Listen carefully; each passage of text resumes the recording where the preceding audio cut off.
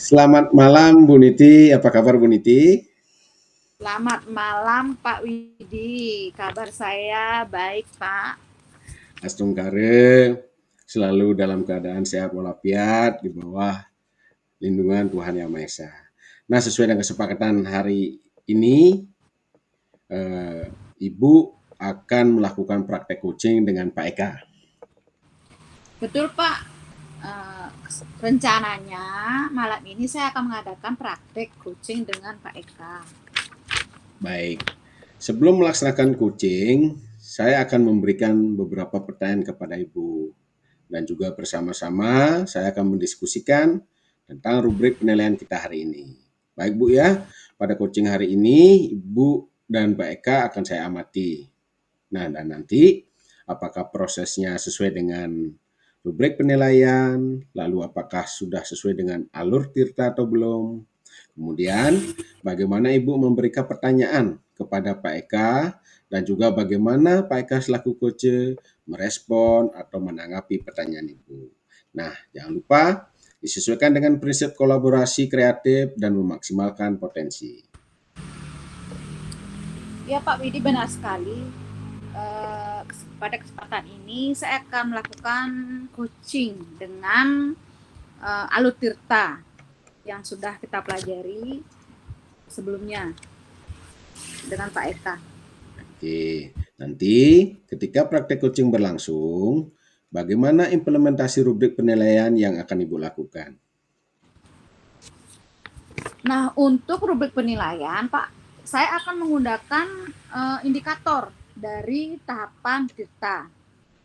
Yang di tahapan ini terdiri dari yang pertama itu tujuan, Pak, yang kedua itu identifikasi, selanjutnya rencana aksi, dan yang terakhir itu adalah dari alur kita ini adalah tanggung jawab. Begitu alur. Baik, baik Bu Niti. Nah, untuk rubrik penilaiannya sudah sangat terstruktur yang Ibu sampaikan. Terus, dalam coaching nanti, Ibu ingin saya membantu mengembangkan kompetensi yang mana? Sebenarnya, Pak, saya ingin mengembangkan kompetensi yang pertama itu adalah memberi pertanyaan yang berbobot. Selain itu pertanyaan yang bersifat terbuka sehingga Pak Eka dapat nantinya bisa menjawab sambil berpikir seperti apa langkah-langkah yang harus diambil oleh Pak Eka. Begitu Oke, Pak. baik. Dari kompetensi yang Ibu kembangkan tadi, bagian mana yang nanti Ibu inginkan untuk saya amati?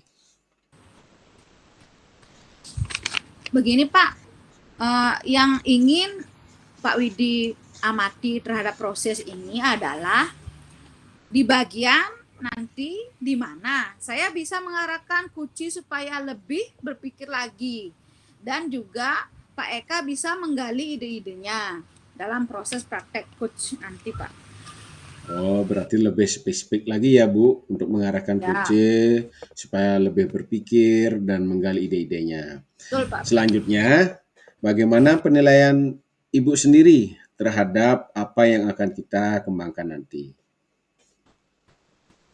Yang ingin saya kembangkan adalah Pak eh, kemampuan presensi saya itu yang pertama.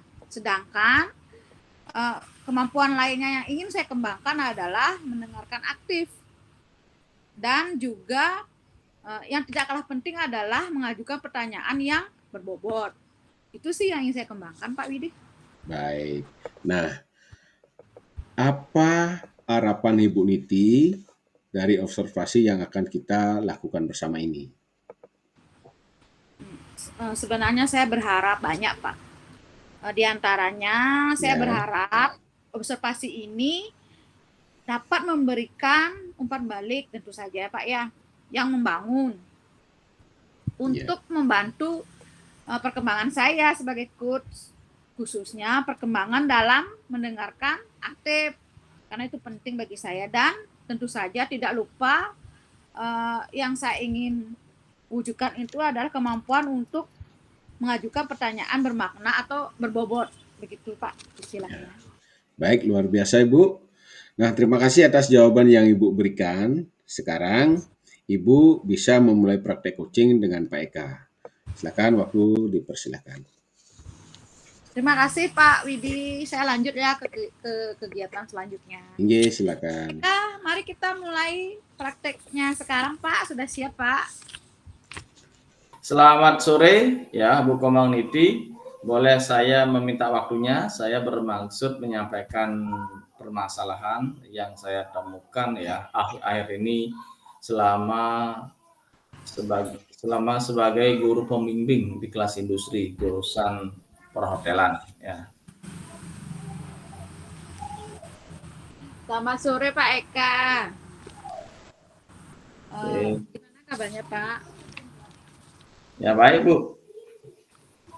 Oke. Oke Pak. Terima kasih ya Ibu sudah meluangkan waktunya dalam sesi coaching ini ya.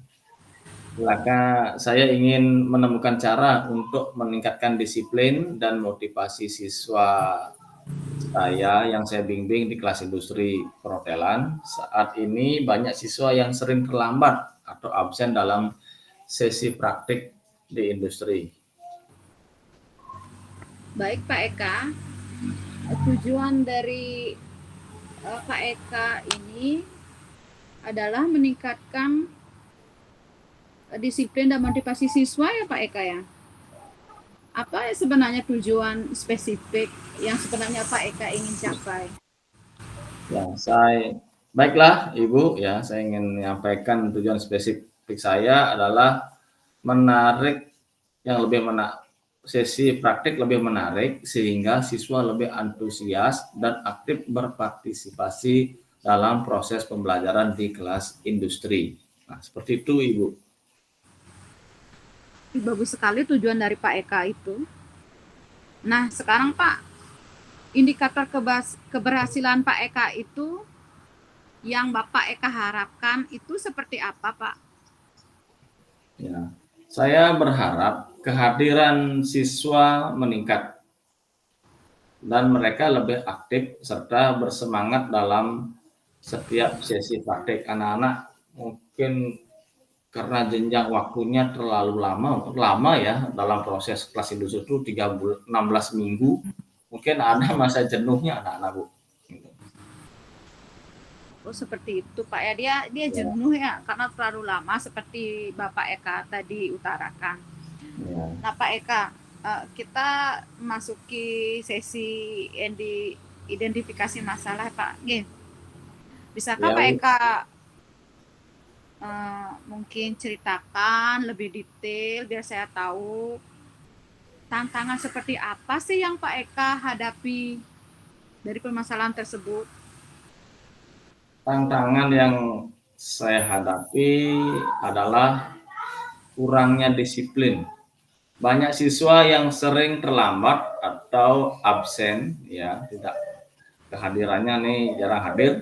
Selain itu saat hadir mereka kurang antusias dan terlihat tidak tertarik dengan kegiatan praktik di lapangan. Seperti itu Bu Niti. Berarti seperti itu Pak ya? Yeah. Keadaan siswa di lapangan.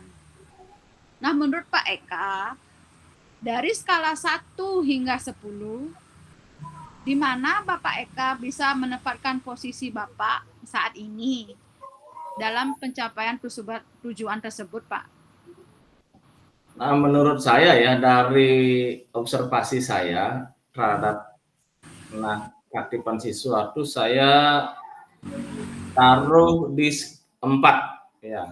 Saya merasa masih jauh dari target. Ya maunya saya di 8, 9, 10 ya. Ini anak-anak masih 4 Bu.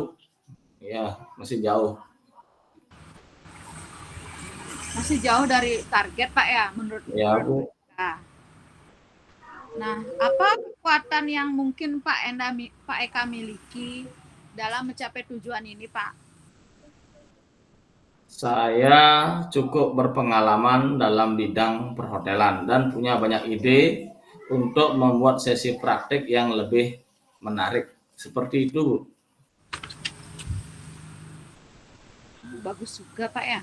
Nah, Yeah. peluang atau kemungkinan Pak Eka yang bisa ambil untuk meningkatkan disiplin dan motivasi siswa itu seperti apa, Pak? Saya bisa mencoba metode pembelajaran yang lebih interaktif dan melibatkan siswa lebih banyak dalam kegiatan praktis. Ya, kayak kemarin ya, kita pernah bikin gelar karya ya. Jadi anak itu melakukan kegiatan sesuai dengan bidangnya yang diminati dan kemampuan serta pengalamannya itu. Ya, Nah, apa solusi yang mungkin Bapak pikirkan untuk mengatasi hambatan ini, Pak Eka? ya solusinya ya menurut saya fasilitas praktek yang kita miliki ini kurang memadai, Bu, dan waktunya terbatas. Karena kalau praktek itu minimal kita 10 jam pembelajaran. Kemarin saya dikasih setiap hari itu hanya 4 jam. Jadi gagal mata pelajaran lain masuk. Jadi lanjut lagi besok bisa 2 jam mata pelajaran seperti itu. Jadi Kemudian fasilitasnya, oh, gini Pak. ya mungkin saya bisa menjadwalkan penggunaan fasilitas itu secara lebih efisien dan mencari dukungan dari manajemen sekolah untuk meningkatkan fasilitas yang ada. Jadi fasilitasnya sangat terbatas, Bu. Jadi kalau semaunya saya tuh fasilitas pembelajaran itu sesuai dengan standar industri. Nah, seperti itu yang saya harapkan ya untuk mengatasi masalah yang dia hadapi. Begitu ternyata Pak jadi ada hambatannya. Juga Bapak sudah dapat memaparkan solusinya dengan sangat baik, Pak. Nah, sekarang kita lanjut ke rencana aksi, Pak Eka. Yeah. Rencana aksi seperti apa mungkin yang Pak Eka kembangkan untuk permasalahan yang Bapak utarakan tadi? Ya, saya berencana ya, saya akan memulai dengan mengimplementasikan sistem reward atau punishment untuk kehadiran dan partisipasi siswa, misalnya keaktifan siswa dalam proses pembelajaran. Ya, itu yang saya rencanakan. Rencana aksi Pak Eka itu sangat bagus, Pak. Apakah ada prioritas lain yang ingin Pak Eka fokuskan? Saya juga ingin mengembangkan metode pembelajaran yang lebih interaktif, mungkin dengan berbasis proyek atau simulasi. Contoh, anak-anak bikin proyek kegiatan seperti bangket ya. Jadi anak-anak dibagi menjadi beberapa bagian ya. Kemudian termasuk shift kerjanya, ada shift pagi, ada yang shift siang sampai sore. Nah, itu rencana yang saya mau buat. Kemudian termasuk dari anak-anak yang suka guest contact atau menghadapi tamu, mungkin saya tempatkan di FO.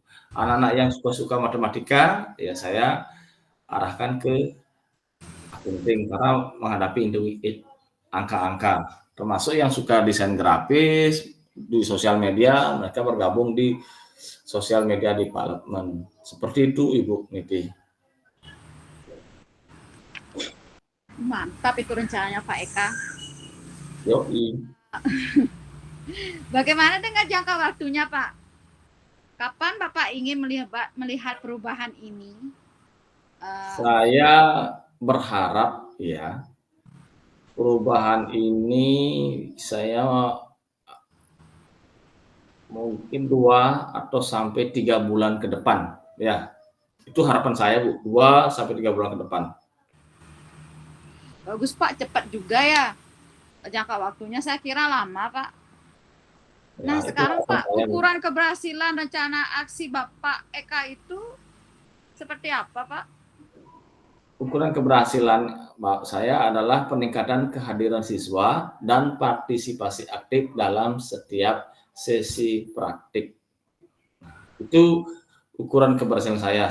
Kalau sudah meningkat, kemarin siswa kehadirannya tuh kurang dari 70% ya. Maunya saya anak-anak biar 95% itu kan udah bagus Bu. Kalau 70% kurang kan, jadi kalau dalam proses praktikum kan membutuhkan kegiatan kolaborasi, jadi kegiatan timnya kurang.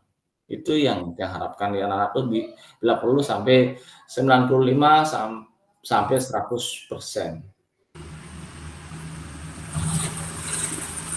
Jadi kehadiran siswa yang meningkat dan partisipasi aktif itu yang Bapak Eka harapkan ya. Ya, Nah, sekarang Pak Eka, bagaimana cara Pak Eka untuk mengantisipasi gangguan yang mungkin terjadi? Kan tidak mungkin lancar-lancar ya. Ada mungkin beberapa gangguan. Nah, bagaimana cara Pak Eka mengantisipasi hal tersebut, Pak? ya. Saya akan terus memantau perkembangan dan mencari umpan balik dari siswa, guru, atau rekan sejawat ya, termasuk dari orang tua siswa. Jadi istilahnya 360 derajat ya. Jadi semua saya minta setiap kegiatan itu ada umpan baliknya, serta melakukan penyesuaian jika diperlukan. Jadi umpan balik itu sebagai istilahnya itu masukan atau saran ya untuk berubah yang lebih baik ya. Jadi trial and error. Jadi setiap permasalahan kita uji coba sampai menemukan hasil yang lebih baik. Bagus, bagus sekali Pak. Rencana aksi yang tadi Pak Eka paparkan itu sudah sistematis, sudah secara menyeluruh, kepentingan siswa itu sudah Bapak fasilitasi dengan baik.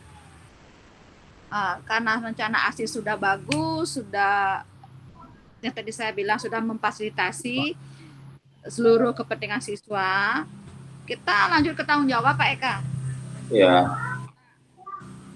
Kalau kita bicarakan tentang tanggung jawab, apa komitmen Bapak Eka sekarang terhadap rencana aksi ini?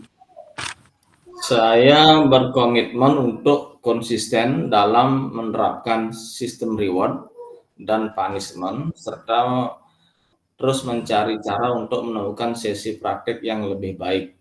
Kemarin saya belajar tentang apa yang itu segitiga restitusi itu Bu. Ya, termasuk istilahnya tuh anak-anak biar merasa nyaman dalam proses belajar. Termasuk ada mindfulness. Ya, itu mau saya terapkan ke anak-anak. Jadi anak-anak sebelum belajar itu dia merasakan tenang. Ya, kemudian merasakan nyaman. Kalau sudah nyaman, dia akan tertarik untuk belajar. Ya, tidak bosan. Seperti itu yang dia harapkan ya dari proses belajar tersebut. Dari komitmen yang tadi Bapak bicarakan tadi, mungkin ada yang dapat membantu Bapak Eka selama ini. Siapa aja itu Pak? Ya. Ada yang membantu? Yang membantu menjaga komitmen saya adalah rekan-rekan sesama guru, manajemen sekolah, kemudian dunia industri ya. Itu jadi selalu saya kadang menulis begini Bu, apa namanya tuh guest comment ya, komentar dari rekan-rekan guru seperti umpan balik ya. Saya juga meminta dukungan mereka untuk meningkatkan fasilitas praktek. Kadang-kadang saya minjem tempat Bu dengan dunia industri, dunia kerja. Kemarin ada kegiatan pengenalan industri ya.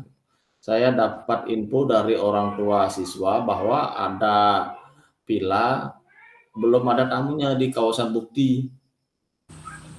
Ya.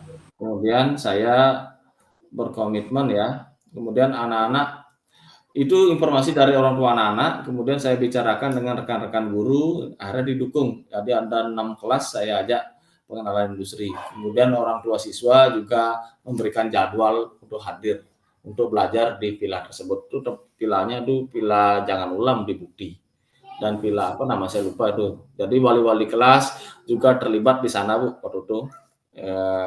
Kelas 10 P1 sampai 10 kuliner. Itu itu itu jadi dukungan dari semua pihak ya, rekan-rekan guru, manajemen sekolah, termasuk orang tua dan dunia industri. Seperti itu, Bu. Bagus sekali komitmen Pak Eka tadi. Nah, setelah Bapak membicarakan komitmen, mungkin ada tindak lanjut dari komitmen tersebut, Pak Eka? Ya, selalu ada. Setiap ada komitmen, selalu ada tindak lanjut. Ya, saya akan melakukan evaluasi, ya. Ada evaluasi long term, ada dan short term. Jadi evaluasi saya ini adalah evaluasi bulanan untuk menilai apakah ini efektif rencana aksi yang saya jalankan. Kemudian apabila ada perubahan, ya saya melakukan perubahan jika diperlukan. Dari mana saya melakukan perubahan? Dari umpan balik, ya, dari rekan-rekan guru, manajemen sekolah, dan dari orang tua, serta dari dunia industri. Ya, hasilnya maksimal dalam proses belajar. Anak-anak pun senang, karena anak-anak itu belajar dengan kontekstual, CTL, ya, contextual learning. Jadi anak-anak itu langsung bukan belajar dengan istilahnya praktek di RPS saja, ya, anak-anak langsung belajar di dunia industri. Jadi pihak industri juga ikut terlibat memberikan pelajaran ke anak-anak. Seperti itu, Bu. Wah, Pak Eka, bagus sekali komitmen dan tindak lanjut yang tadi Bapak bicarakan. Baik Pak Eka, karena sekarang sudah siang, sudah waktunya pelajaran berikutnya. Kita akhiri saja sesi ini Pak ya, pembicaraan kita kali ini. Ya, terima kasih Bu Nidi. Ya, saya akan segera menerapkan rencana ini. Ya, mungkin kita akan berjumpa lagi di sesi berikutnya. Yang mungkin jangan istilahnya itu Ibu, saya sangat senang berjumpa dengan Ibu yang di sesi coaching ini. Ya, mungkin ada permasalahan lagi saya akan menghubungi Ibu lagi. Ya, Ibu, kalau ada waktu mohon diluangkan waktunya untuk saya. Terima kasih Bu Nidi. Sama-sama Pak Eka, saya juga sangat senang dengan obrolan singkat kita hari ini, sore ini. Ya, banyak hal yang saya juga pelajari Pak Eka. Sampai juga Pak Eka ya. Ya Bu, terima kasih Bu Niti. Wah, luar biasa sekali diskusi Baik. Ibu tadi dengan Pak Eka. Sekarang, bagaimana Ibu menilai sendiri performa dalam kompetensi tadi? Begini ya Pak Widya, saya merasa dalam praktek tadi itu bersama Pak Eka bahwa saya telah melakukan dengan baik tentang bagaimana kompetensi, mendengarkan aktif, mengajukan pertanyaan berbobot, juga saya sudah merasa melakukan dengan baik. Begitu Pak Widi? Oh, Kurang lebih. ya, jadi begitu. Kalau boleh saya tahu, apa yang membuat Ibu menilai demikian? Karena saya merasa telah mampu tadi, dalam praktek tadi, telah mampu mendengarkan aktif. Dan juga saya merasa mampu untuk mengajukan pertanyaan berbobot dengan baik terhadap Pak Eka selama praktek coaching tadi, Pak. Oke. Berdasarkan pengamatan saya saat proses coaching terjadi, Ibu sudah melakukan coaching dengan Pak Eka sesuai dengan alur.